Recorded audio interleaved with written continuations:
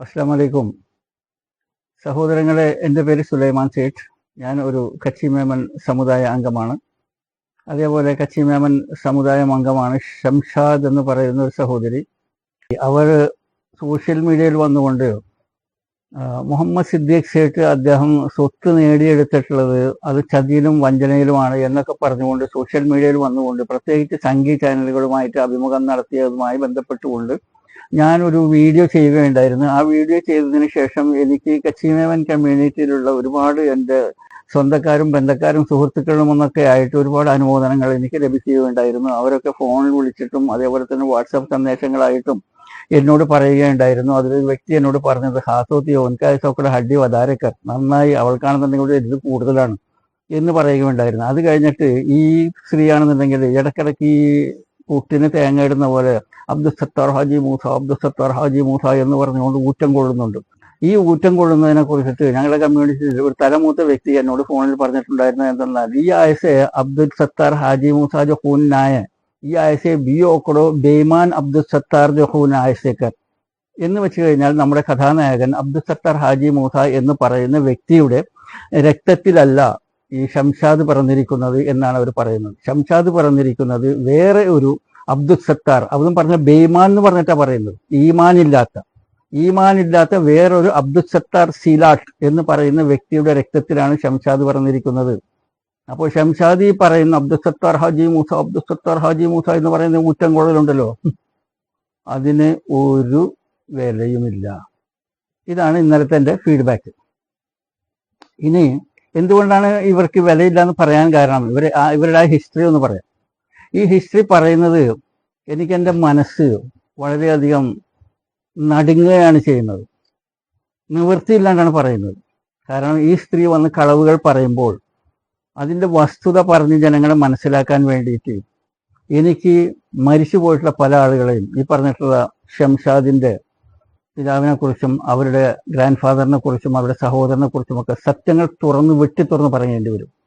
അങ്ങനെ എൻ്റെ ഹൃദയം നടുങ്ങാനുള്ള കാരണം എന്താണ്? ഇത്തരത്തിൽ മരണപ്പെട്ടു പോയ വ്യക്തികളെ കുറിച്ചിട്ട് നമുക്ക് വിമർശിക്കാൻ അനുവാദമില്ല. അതിനെ വിരോധിച്ചിട്ടുണ്ട് അള്ളാഹ്.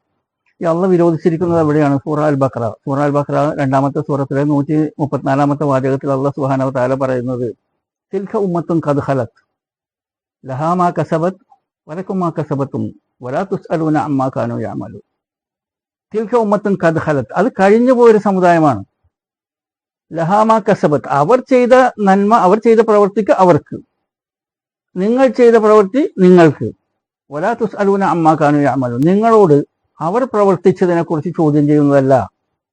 അപ്പൊ അവർ പ്രവർത്തിച്ചതിനെ കുറിച്ച് നമുക്ക് മുൻപുണ്ടായ സമുദായം അല്ലെങ്കിൽ നമുക്ക് മുമ്പ് മരണപ്പെട്ടു പോയവർ അവരെന്ത് ചെയ്തു എന്നതിനെ കുറിച്ച് നമുക്ക് വിശകലനം ചെയ്യാനും വിശദീകരിക്കാനും അവകാശമില്ല എന്ന് അള്ളാഹ് വിരോധിക്കുമ്പോൾ എനിക്കിവിടെ പറയേണ്ടി വരുന്നത് ഈ ഷംഷാദ് കാരണമാണ്. ഞാൻ ഭയപ്പെടുന്നു എൻ്റെ നന്മകൾ ഒരുപക്ഷെ അവരിലേക്ക് പോയെങ്കിലോ. പക്ഷെ നിവൃത്തിയില്ലാത്തത് കൊണ്ട് സത്യം മനസ്സിലാക്കാൻ വേണ്ടി ഞാൻ പറയുകയാണ്. എനിക്ക് മാഫാക്കി തരാൻ അവനോട് ആവശ്യപ്പെട്ടുകൊണ്ട് തന്നെ ആദ്യമായിട്ട് പറയുകയാണെന്നുണ്ടെങ്കിൽ, ഒരു കച്ചി മേമൻ കമ്മ്യൂണിറ്റിയുടെ തലമൂത്ത മുതിർന്ന ഒരു വ്യക്തി എന്നോട് ഫോണിൽ പറഞ്ഞാൽ ഞാൻ നിങ്ങളോട് പറയുകയുണ്ടായി, ഈ ആയസെ അബ്ദുൽ സത്താർ ഹാജി മൂസ ജോ ഹൂൻ നായ, ഈ ഷംഷാദ് എന്ന് പറയുന്ന സ്ത്രീ അബ്ദുൽ സത്താർ ഹാജി മൂസയുടെ രക്തമല്ല എന്ന് പറഞ്ഞത് എന്താണെന്ന് നിങ്ങൾക്കറിയാമോ? ഈ ഷംഷാദ് എന്ന് പറയുന്ന സ്ത്രീയുടെ പിതാവ് മുഹമ്മദ് ഹുസൈൻ്റെ പിതാവാണ് അബ്ദുൽ സത്താർ സീലാട്ട്. ഈ അബ്ദുൽ സത്താർ സീലാട്ടും അബ്ദുൽ സത്താർ ഹാജി മൂസയും തമ്മിൽ ഒരു ബന്ധവുമില്ല. ആ അബ്ദുൽ സത്താർ ഹാജി മൂസ വേറെ, ഈ അബ്ദുൽ സത്താർ വേറെ. ഈ പറഞ്ഞിട്ടുള്ള അബ്ദുൽ സത്താർ സീലാട്ടിൽ നിന്നാണ് ഷംഷാദിന്റെ പിതാവായിട്ടുള്ള ഹുസൈൻ സേട്ടും അദ്ദേഹത്തിന്റെ സഹോദരൻ മുഹമ്മദ് കാസവും ജനിക്കുന്നത്. അപ്പോൾ ഇവിടെ ആ വ്യക്തി പറഞ്ഞിട്ടുണ്ടായിരുന്നല്ലോ, അബ്ദുൽ സത്താർ സീലാട്ട് എന്ന് പറഞ്ഞ ബേമാൻ, ഈമാനില്ലാത്തവൻ എന്ന് പറഞ്ഞതിന്റെ പൊരുൾ എന്തെന്നാൽ, അബ്ദുൽ സത്താർ സീലാട്ട് എന്ന് പറയുന്ന വ്യക്തി, ഇദ്ദേഹം ഒരു വലിയ ധനാഢ്യനും ഒരുപാട് വലിയ ബിസിനസ്സുകളും ഉള്ള ഒരു വ്യക്തിയായിരുന്നു. ഇദ്ദേഹം ജനങ്ങളെ പറ്റിച്ചു, ജനങ്ങൾ ഇദ്ദേഹത്തെയും പറ്റിച്ചു. അങ്ങനെ മുൻപോട്ട് പോകാൻ നിവർത്തിയില്ലാത്തൊരു അവസരം വന്നു കഴിഞ്ഞപ്പോൾ ഇദ്ദേഹത്തിന്റെ വിരലിൽ കിടന്നിരുന്ന ഡയമണ്ടിന്റെ ഒരു മോതിരമുണ്ട്, അതിൽ ഡയമണ്ട് വിഴുങ്ങിയിട്ട് ഇദ്ദേഹം ആത്മഹത്യ ചെയ്തു. അപ്പോൾ ഒരു ഈമാനുള്ള മനുഷ്യൻ, ഒരു മുസ്ലിമായിട്ടുള്ള മനുഷ്യൻ പ്രശ്നങ്ങളെ നേരിടും, ഒരിക്കലും ആത്മഹത്യ ചെയ്യുകയില്ല. അതുകൊണ്ടാണ് ഇദ്ദേഹം ഒരു ബേമാനാണ് എന്ന്, ഈമാൻ ഇല്ലാത്തവനാണ് എന്ന് ഞങ്ങളുടെ കച്ചി മേമൻ സമൂഹം വിലയിരുത്തുന്നത്. ആ ഈമാനില്ലാത്ത വ്യക്തിക്ക് ജനിച്ചിട്ടുള്ളതാണ് ഈ ഷംഷാദിന്റെ പിതാവും ഷംഷാദും. അപ്പോൾ ഇവരും ഈമാനില്ലാത്ത വ്യക്തികളാണ്. ആ ഈമാനില്ലാത്ത വ്യക്തികളാണെന്ന് നമുക്ക് കാണാൻ കഴിയും. ഇവരുടെ വേഷവിധാനത്തിലും സംസാരത്തിലുമൊക്കെ ഇസ്ലാമിനെ പുച്ഛമായി കാണുന്ന ഇവരിൽ നിന്ന് നമുക്ക് കൃത്യമായിട്ട് മനസ്സിലാക്കാൻ കഴിയും ഇവർക്ക് ഈമാനില്ല എന്നുള്ളത്. എന്നാൽ അബ്ദുൽ സത്താർ ഹാജി മൂസ എന്ന് പറയുന്ന കഥാനായകൻ, അദ്ദേഹത്തിന് 6 പെൺമക്കളും അബ്ദുൽ കരീം എന്ന് പറയുന്ന ഒരു മകനുമുണ്ടായിരുന്നു. അദ്ദേഹത്തിന്റെ സ്വത്തുക്കൾ, ആയിരക്കണക്കിന് ഏക്കർ സ്വത്തുക്കൾ ഇവർക്കൊക്കെ ഭാഗിച്ചു കൊടുത്തു. അവരിൽ നിന്ന് അവരുടെ സന്താനങ്ങളിലേക്ക് പോയി, അതിൽ നിന്ന് അടുത്ത സന്താനങ്ങളിലേക്ക് പോയി. 100 ചില്ലാനം സന്താന പരമ്പരകൾ ഇന്ന് ജീവിച്ചിരിക്കുന്നു, കൊച്ചിയിലും തിരുവനന്തപുരത്തും മദ്രാസും ബാംഗ്ലൂരിലും ഒക്കെ ആയിട്ട്. ഇവർക്കൊക്കെ ചെറിയ രീതിയിലുള്ള ബിസിനസ് മുതൽ വമ്പൻ ബിസിനസ് വരെയുണ്ട്. ആരും തന്നെ ഒരിക്കലും സമൂഹ മധ്യത്തിൽ വന്നിട്ടില്ല, ഈ സ്ത്രീ ഒഴികെ. കാരണം എന്താണ്? ഈമാനില്ലാത്ത മനുഷ്യന്റെ ബ്ലഡ്. അതുകൊണ്ടാണ് അവരിങ്ങനെ വന്ന് സംസാരിക്കുന്നത്. അതാദ്യമായിട്ട് നിങ്ങൾ മനസ്സിലാക്കണം. രണ്ടാമതായിട്ട്, ഈ വിയറ്റ്നാം കോളനി കണ്ടിട്ട് അതിന്റെ ബൂത്ത് സവാർ എന്ന് പറയും, അതിന്റെ പ്രേതബാധയാണ് ഇവർക്ക് ഏറ്റിരിക്കുന്നത്. ഇവരിപ്പോൾ ഇങ്ങനെ തിരക്കഥകൾ ഉണ്ടാക്കിക്കൊണ്ടിരിക്കുകയാണ്. ആ തിരക്കഥകളൊക്കെ ഇങ്ങനെ അന്ന് മുതൽ, ആ സിനിമ ഇറങ്ങിയത് മുതൽ ഇവർക്കൊരു സിനിമ ഉണ്ടാക്കണം. അതിന് വേണ്ടിയിട്ട് ഇവർ കുറേ തിരക്കഥകൾ ഇങ്ങനെ ഉണ്ടാക്കിയിട്ട് ഇങ്ങനെ മനസ്സിൽ വെച്ചിട്ട് ഇങ്ങനെ വീർപ്പ് മുട്ടിയിരിക്കുകയാണ്. അല്ലേ ഷംഷാദ് എന്ന് പറഞ്ഞേ? ഞാൻ വീർപ്പ് മുട്ടുകയായിരുന്നു അവിടെ ഇരുന്നിട്ട് ഈ സത്യങ്ങള് പുറത്തു പറയാൻ വേണ്ടി. കണ്ടല്ലോ, വീർപ്പ് മുട്ടിയിട്ടിരിക്കുകയാണ്. എന്നിട്ട് അവരാ ഉണ്ടാക്കിയിട്ടുള്ള തിരക്കഥ സോഷ്യൽ മീഡിയ മുമ്പിൽ നിന്ന് പോയി പറയുന്നുണ്ട്. അവർ പറയുന്നത് ആധാരത്തിന്റെ ഭാഗാധാരം മുതൽ സിനിമ ആരംഭിക്കുന്നു, മുഹമ്മദ് സിദ്ദീഖിന്റെ അവസാനിക്കുന്നു. നമുക്കൊന്ന് കേൾക്കാം. അതായത് ഭാഗാധാരത്തിൽ നിന്നിട്ട് തുടങ്ങിയാലേ ആ സിനിമ സ്റ്റാർട്ട് ആവുള്ളൂ. എന്നിട്ട് സിദ്ദീഖ് സേട്ടിന്റെ ആധാരത്തിൽ കൂടി അവസാനിപ്പിച്ചാലേ സിനിമ അവസാനിക്കുള്ളൂ. കേട്ടല്ലോ. അപ്പോൾ ഇവരെ സംബന്ധിച്ചിടത്തോളം ഇവർ സിനിമ ഉണ്ടാക്കാനുള്ള ആ ഒരു തത്രപ്പാടിൽ ഓരോ ദിവസവും ഓരോ തിരക്കഥ എഴുതും. എന്നിട്ട് ആ തിരക്കഥ മായ്ച്ചു കളയും, വേറെ തിരക്കഥ എഴുതും. ഞാൻ വെറുതെ പറയല്ല, ഞാൻ പറയുന്ന ഓരോന്നും നിങ്ങൾക്ക് ക്ലിപ്പ് സഹിതമാണ് നിങ്ങൾ മുമ്പിൽ അവതരിപ്പിക്കുന്നത്. ഇവരാദ്യം എന്താ പറഞ്ഞത്? ഇവരുടെ പിതാവ് ഹുസൈൻ സേഠ്, അദ്ദേഹത്തിന്റെ സഹോദരൻ മുഹമ്മദ് കാസമിന്റെ ഭാര്യ ജിംബുബായിക്ക് ഒപ്പിടാനൊന്നും അറിയില്ല. അവരുടെ ഭർത്താവ് മുഹമ്മദ് കാസം ഇങ്ങനെ കറങ്ങാൻ വേണ്ടി പോകും. കുതിരപ്പന്തയത്തിൽ അഡിക്റ്റഡാണ്. ഉള്ള കാശൊക്കെ കൊണ്ടുപോയി കുതിരപ്പന്തയത്തിലിട്ട് മൂപ്പര് തറവാട് കുടുംബമാക്കിയ ആളാണ് അയാൾ. അപ്പോൾ ഈ മൂപ്പര് കറങ്ങാൻ പോയപ്പോൾ ജിംബുബായിന്റെ അടുത്ത് വന്നിട്ട് എനിക്ക് അവിടെ കൊടുക്കാനുണ്ട് ഇവിടെ കൊടുക്കാനുണ്ട് എന്നൊക്കെ പറഞ്ഞിട്ട് സ്വത്ത് അടിച്ചെടുത്തു എന്നാണ് പറയുന്നത്. അങ്ങനെയാണ് ഇവർ പറഞ്ഞത്. ഇത്രയും നാള് കഥ പ്രചരിപ്പിച്ചിട്ട് അങ്ങനെയാണ്. ആ കഥ നമുക്കൊന്ന് വീണ്ടും കേൾക്കാം. നിങ്ങൾ കേട്ടിട്ടുള്ളതാണ്, ബോറടിക്കില്ല എന്നുണ്ടെങ്കിൽ ഒന്നും കൂടി കേൾക്കാം.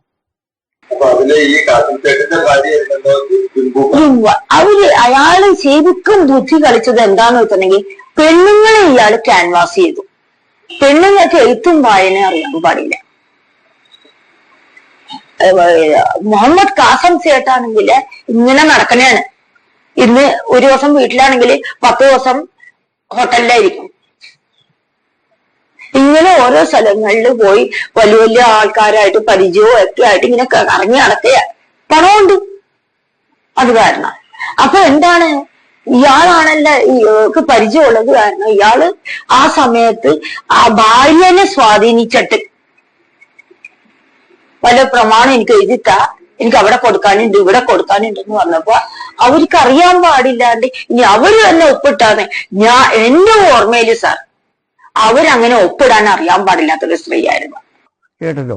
അപ്പോൾ ഇവിടെ ഷംഷാദിന്റെ തിരക്കഥ മുഹമ്മദ് സിദ്ദീഖ് എഴുത്തും വായനയും അറിയാത്ത ഈ ജിംബുബായിൽ നിന്ന് പോയി മേടിച്ചു. അവർക്ക് ഒപ്പിടാൻ പോലും അറിയില്ല. കേട്ടില്ലേ നിങ്ങൾ പറഞ്ഞത്? അപ്പോൾ ഞാൻ ഇതിനെതിരെ ഒരു വീഡിയോ ചെയ്തുകൊണ്ട് ഞാൻ ഷംഷാദിനോട് ചോദിച്ചു, എന്താ ഷംഷാദ് ഈ പറയുന്നത്? ജിംബുബായിന്റെ തീറാധാരം മുഹമ്മദ് സിദ്ദീഖ് വാങ്ങിച്ചിട്ടുള്ളത് തീറാധാരത്തിൽ സാക്ഷി ഒപ്പിട്ടിരിക്കുന്നത് ജിംബുബായിന്റെ ഭർത്താവല്ലേ, മുഹമ്മദ് കാസമല്ലേ ഒപ്പിട്ടിരിക്കുന്നത്? അദ്ദേഹം അറിയാണ്ട് ഇങ്ങനെ ഭൂമി അടിച്ചെടുത്തെന്നൊക്കെ പറയാണോ? മുഹമ്മദ് സിദ്ദീഖിന് ഇദ്ദേഹമാണ് ഭാര്യ ജിംബുബായിയുടെ സ്വത്ത് വിൽക്കുന്നത്, തട്ടിയെടുത്തതല്ല. അതിന് തെളിവെന്തെന്നാൽ നിങ്ങൾ മുഹമ്മദ് സിദ്ദീഖിന്റെ ആധാരം എടുത്ത് നോക്കുകയാണെന്നുണ്ടെങ്കിൽ ജിംബുബായിൽ നിന്ന് മുഹമ്മദ് സിദ്ദീഖ് വാങ്ങിച്ചിട്ടുള്ള ആധാരത്തിൽ ഒപ്പിട്ടിരിക്കുന്നത്, സാക്ഷിയായി ഒപ്പിട്ടിരിക്കുന്നത് ഈ ജിംബുബായിയുടെ ഭർത്താവായിട്ടുള്ള മുഹമ്മദ് കാസം എന്ന് പറയുന്ന വ്യക്തിയാണ്. അപ്പോൾ ഇവിടെ വളരെ കൃത്യമായിട്ട് മനസ്സിലാകുന്നുണ്ട് ഷംഷാദ് എന്ന് പറയുന്ന സഹോദരി പറഞ്ഞിരിക്കുന്നത് കളവാണ് എന്ന് ചോദിച്ചപ്പോൾ ഇവരുടെ ഈ പെരുങ്കളവിനെ ഇവര് തകിടം മറിച്ചു ഒരു പുതിയ തിരക്കഥയുമായി വന്നിട്ടുണ്ട്. ആ പുതിയ തിരക്കഥ നിങ്ങൾക്കൂടെ കേൾക്കാം. സിദ്ദീഖ് സേട്ടു നല്ല ബുദ്ധിയോടുകൂടി എന്റെ വാപ്പായുടെ സഹോദരനായ മുഹമ്മദ് കാസമിനെ ഇദ്ദേഹം ഒരു ഇതുപോലെയുള്ള ഒരു ആധാരം ജുംബുവായി അയാൾക്ക് തന്നെന്ന് പറഞ്ഞിട്ട് ഒരു ആധാരം ഉണ്ടാക്കിച്ചത്. അതാണ് 1123 ആ 1123 ആധാരത്തില് ജുംബുവായി അല്ല ഫസ്റ്റ് പേജുകളിലൊന്നും ഒപ്പിട്ടേക്കണത്. ലാസ്റ്റ് വന്നപ്പോഴാണ് വെറുതെ വന്നിട്ട് ജുംബുവായി ഒപ്പിട്ടേക്കണത്. അതിനു മുമ്പ് ഉള്ള ഇത് കാര്യങ്ങളിലെല്ലാം ഒപ്പിട്ടേക്കണത് ഏജന്റായി നിന്ന ഭർത്താവായ മുഹമ്മദ് കാസം സേട്ടാണ്. കേട്ടല്ലോ, ഈ പറഞ്ഞിട്ടുള്ള തീരാധാരത്തിലെ എല്ലാ പേജുകളിലും ഒപ്പിട്ടിരിക്കുന്നത് ആരാണ്? ജിംബുവായിന്റെ ഭർത്താവ്. ആരാ പറയുന്നത്? ഷംഷാദ്. നേരത്തെ എന്താ പറഞ്ഞത്? ഒപ്പിടാൻ അറിയാത്ത ജിംബുവായിനെ പറ്റിച്ചു. ഇപ്പൊ എന്താ പറയുന്നത്? മുഹമ്മദ് കാസം വിറ്റു. എന്തിനു വിറ്റു? കുതിരപ്പന്തയത്തിൽ കാശ് വെക്കാൻ വേണ്ടിയിട്ട്. എന്നിട്ട് പറയുന്ന വേറൊരു രസകരമായ ഡയലോഗ് ഉണ്ട്. അത് വെറുതെ വന്നിട്ട് അങ്ങോട്ട് ജിംബുവായി ഒപ്പിട്ടു. ലാസ്റ്റ് വന്നപ്പോഴാണ് വെറുതെ വന്നിട്ട് ജുംബുവായി ഒപ്പിട്ടേക്കണത്. കേട്ടില്ലേ? ഇങ്ങനെ ഇത്തരം വിഡ്ഢിത്തരങ്ങൾ വിളമ്പുകയാണ് സ്ത്രീ ചെയ്യുന്നത്. വെറുതെ വന്നിട്ട് അങ്ങ് ഒപ്പിട്ട് പോയി. എന്താണ് സ്ത്രീ പറയുന്നത് തന്നെ ഇവർക്ക് തന്നെ അറിയില്ല.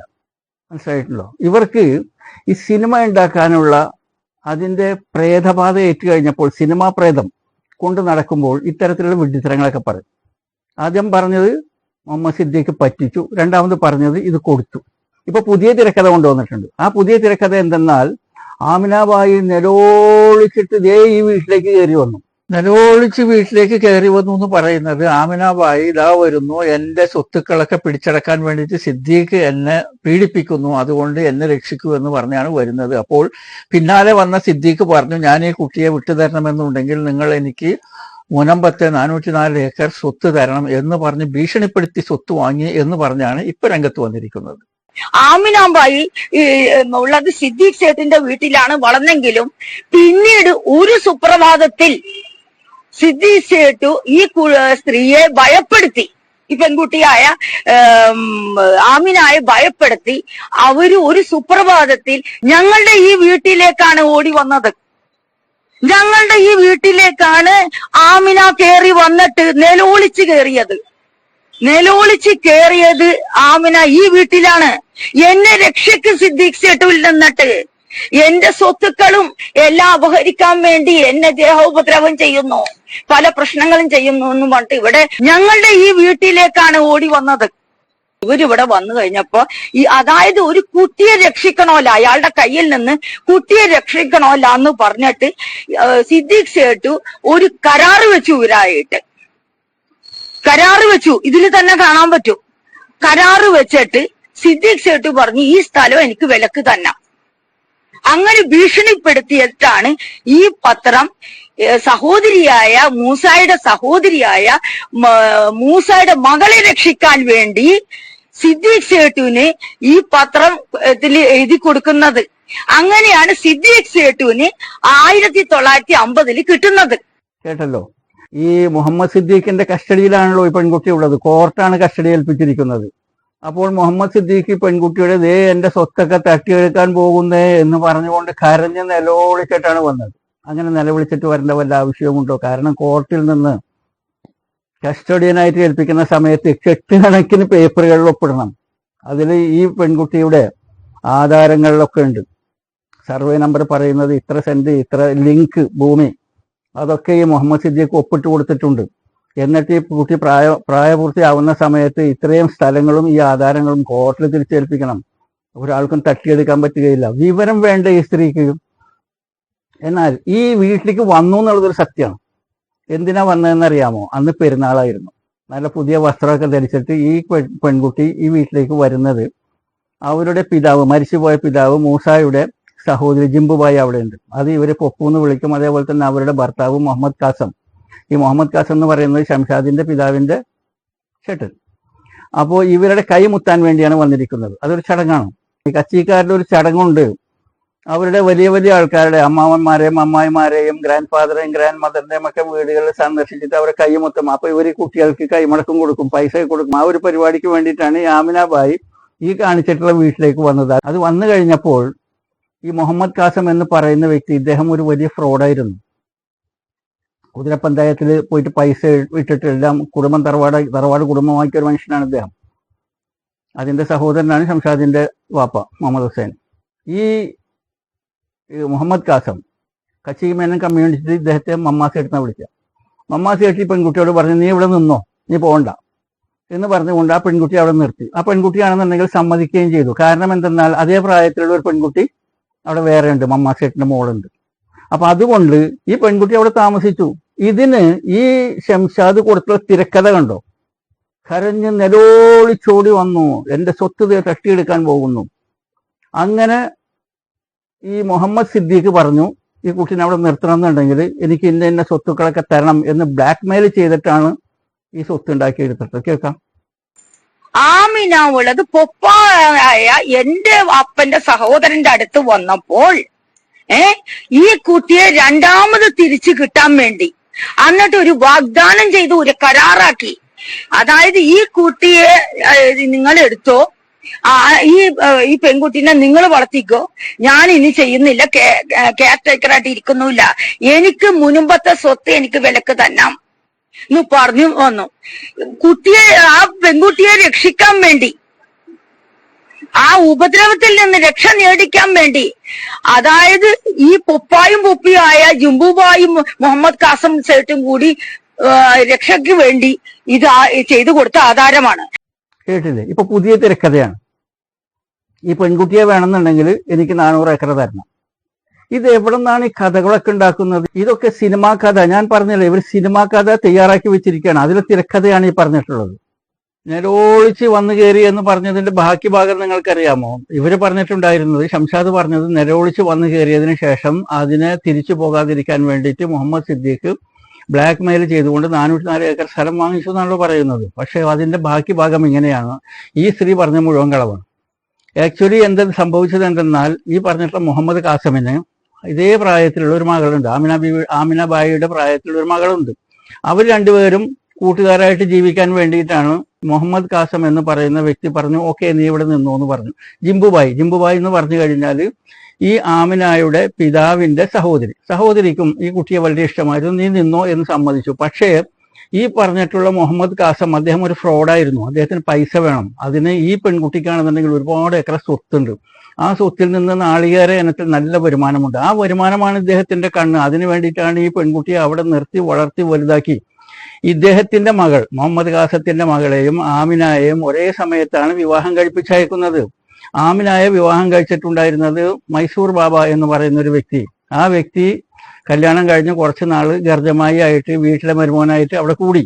അത് കഴിഞ്ഞതിന് ശേഷം അദ്ദേഹം പൈസക്കാരനായിരുന്നു, ബിസിനസ് ഉണ്ടായിരുന്നു. അങ്ങനെ ഇവർ പോകാൻ നേരത്ത് ആമിനാബായിയെയും കൊണ്ട് മൈസൂർ ബാബ മൈസൂരിലേക്ക് പോകുന്ന സമയത്ത് ആമിനാബായി അവരുടെ സ്വർണങ്ങൾ ആവശ്യപ്പെട്ടു. കാരണം അവര് ജ്വല്ലറിയിൽ പോയിട്ട് അന്ന് തട്ടാന്റെ അടുത്ത് പോയി പറഞ്ഞ് പണിയിപ്പിക്കുന്ന കാലാണ്. അങ്ങനെ പറഞ്ഞ് പണിയിപ്പിച്ചിട്ടുണ്ടാക്കിയിരുന്ന 100 കണക്കിന് പവൻ സ്വർണമുണ്ട്. അത് ആവശ്യപ്പെട്ട് കഴിഞ്ഞപ്പോൾ ഈ മുഹമ്മദ് കാസം എന്ന് പറയുന്ന വ്യക്തി പറഞ്ഞ്, ഓ അവിടെ ബല്ലടാ തേക്കണേ, ആ ഒസിയച്ചോ, അത് ഇവിടെ ഇരുന്നോട്ടെ, നീ പോയിട്ട് വാ എന്നാണ് പറഞ്ഞത്. കൊടുത്തില്ല സ്വർണം. അപ്പോൾ ഈ ആമിനാബായി ഭർത്താവിനോട്, പുതിയതായിട്ട് വിവാഹം കഴിച്ചിട്ടുള്ള ഭർത്താവിനോട് പറയുകയാണ്, മൂഞ്ച സോനായസ മുഖപ്പെ, എന്റെ സ്വർണം എനിക്ക് വേണം എന്ന് പറഞ്ഞു കഴിഞ്ഞപ്പോൾ ഈ പറഞ്ഞിട്ടുള്ള മൈസൂർ ബാബ മുഹമ്മദ് കാസത്തിനോട് പറഞ്ഞു, ആ പെങ്ങളോട് സ്വർണ്ണം കൂടെ കൊടുത്തേക്കെന്ന് പറഞ്ഞു. അതിന്റെ ആവശ്യമില്ല, അത് ഇവിടെ ഇരുന്നോട്ടെ എന്ന് പറഞ്ഞു. ഈ മൈസൂർ ബാബ കയ്യങ്ങനെ നീട്ടിയിട്ട് ഒന്നങ്ങോട്ട് കൊടുത്ത് ചെവിടിന്റെ താഴെ. ഈ മുഹമ്മദ് കാസം ഇങ്ങനെ വട്ടം കറങ്ങി. ആ കറക്കത്തിൽ നേരെ റൂമിന്റെ അകത്തേക്ക് പോയിട്ട് സഞ്ചിയിലാക്കിയിട്ട് 100 കണക്കിന് പവൻ സ്വർണം കൊണ്ടുവന്ന് കയ്യിൽ കൊടുത്തു. ഇത്രയും ഫ്രോഡാണ് ഈ ഷംഷാദിന്റെ ബാപ്പയും ബാപ്പന്റെ സഹോദരനും. പക്ക ഫ്രോഡാണ്. ആ ഫ്രോഡ് രക്തത്തിൽ ജനിച്ചതാണ് ഈ ഷംഷാദ്. അതുകൊണ്ടാണ് ഇത്തരത്തിലുള്ള ഫ്രോഡായിട്ടുള്ള കാര്യങ്ങൾ, എല്ലാം തെറ്റിദ്ധരിപ്പിക്കുന്ന കാര്യങ്ങളാണ് ഷംഷാദ് സമൂഹമധ്യത്തിൽ എന്ന് പറയുന്നത്.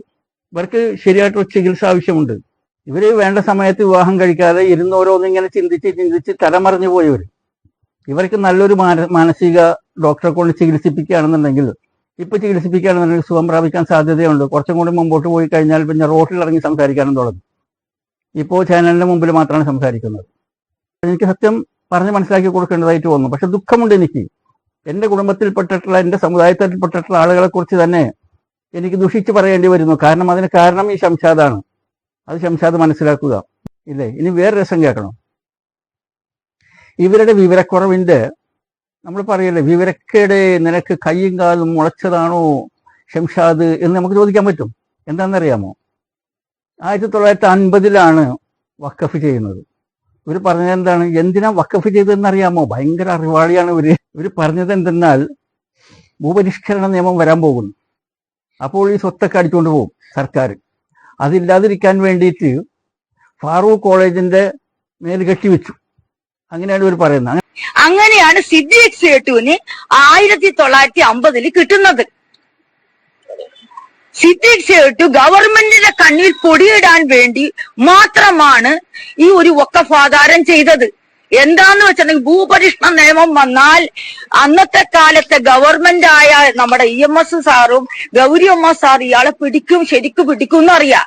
അപ്പൊ എന്ത് ചെയ്ത്, ഈ ഭൂമിയെല്ലാം ഒക്കെ ഫാറൂഖ് കോളേജിന്റെ പെരടിക്ക് വെച്ചിട്ട്, അന്ന് പല പണ്ഡിതന്മാരും അത് ഉണ്ടായിരുന്നു. അതായത് സീതി സാഹിബ്, ഇബ്രാഹിം സുലൈമാൻ സെട്ട്, സാലെ മുഹമ്മദ് സേട്ട് എല്ലാവരും ഉണ്ടായിരുന്നു. അവരൊക്കെ ഈ കൊട്ടയുടെ താഴത്ത് കൊണ്ടുപോയിട്ട് ഈ ആധാരം വെച്ച് കഴിഞ്ഞാൽ, അത് കൊട്ട കൊണ്ടിട്ട് മൂടിക്കളഞ്ഞാൽ ഇവരെല്ലാം കയറി നിന്ന് കഴിഞ്ഞാൽ എനിക്ക് അതിൽ നിന്നിട്ട് രക്ഷ കിട്ടുമെന്ന് കരുതിയാണ് ഈ സിദ്ദീഖ് സേട്ടു ഇതുപോലെ ഒരു പ്രമാണം ഫാറൂഖ് കോളേജിന് കൊടുത്തത്. ഫാറൂഖ് കോളേജിന്റെ കയ്യിലായി കഴിഞ്ഞിട്ടുണ്ടെങ്കിൽ സിദ്ദീഖ് സേട്ടുവിന്റെ ഗവൺമെന്റിൽ നിന്ന് രക്ഷ നേടാം. കേട്ടല്ലോ ശംഷാദ് പറയുന്നത്. 1950 മുഹമ്മദ് സിദ്ദീഖ് ഈ വഖഫ് ആധാരം ചെയ്യുന്ന സമയത്ത് അദ്ദേഹത്തിന് ഒഹി വന്നെന്നാണ് ഇവർ ഉദ്ദേശിക്കുന്നത്. 1967 ഭൂപരിഷ്കരണ നിയമം വരുന്നത്. അവിടെ നിന്ന് 17 വർഷങ്ങൾക്ക് ശേഷം. അപ്പോൾ ഇവർ പറയുന്നത് 17 വർഷങ്ങൾക്ക് ശേഷം ഭൂപരിഷ്കരണ നിയമം വരാൻ പോകുന്നു, അപ്പോൾ ഈ സ്വത്തുക്കളൊക്കെ നഷ്ടപ്പെടുമെന്നതുകൊണ്ട് ഫാറൂഖ് കോളേജിന് കൊടുത്തു. എന്നിട്ട് അതിനെ ചാനലുകാർ അംഗീകരിച്ചുകൊണ്ട് അവരതിനെ എടുത്തു പറയുന്നു, നിർണായകമായ വിവരങ്ങളാണ് അബ്ദുൽ സത്താർ ഹാജി മൂസായുടെ ചെറുമകൾ പുറത്താക്കിയിരിക്കുന്നത്. ഗുരുതരമായ വെളിപ്പെടുത്തൽ തന്നെയാണ് ഷംസാദ് ഹുസൈൻ ജനൻ ടിവിയോട് പറഞ്ഞിരിക്കുന്നത്. എന്തായാലും മുനമ്പം വഖഫ് ക്രമക്കേട്, ഭൂമി വിൽപ്പനയിൽ ക്രമക്കേട് ഉണ്ടായെന്നുള്ള ഒരു കാര്യം വ്യക്തമാണ്. ജിജീഷ്, ഈ ഷംസാദ് പറഞ്ഞിരിക്കുന്ന മറ്റൊരു കാര്യം കൂടെ ഉണ്ട്. കാരണം ഈ ഭൂപരിഷ്കരണ നിയമം വന്നപ്പോൾ ഈ ഭൂമി ഒരിക്കലും സർക്കാരിലേക്ക് പോകരുത് എന്നുള്ള ഉദ്ദേശം ഇതിന് പിന്നിലുണ്ടായിരുന്നു. ഒപ്പം തന്നെ ഈ വിവരമില്ലാത്ത സംഗീത ചാനലുകാര് ഈ വിവരമില്ലാത്ത സ്ത്രീയും കൊണ്ട് നടന്നുകൊണ്ട് എന്തിനു വെറുതെ സമൂഹത്തിൽ സ്പർദ്ധ ഉണ്ടാക്കാൻ വേണ്ടിയിട്ടുള്ള വീഡിയോകൾ ചെയ്യുന്നു എനിക്ക് മനസ്സിലാകുന്നില്ല. സ്നേഹം വളർത്തുക, സ്നേഹമായിട്ട് പറയുക.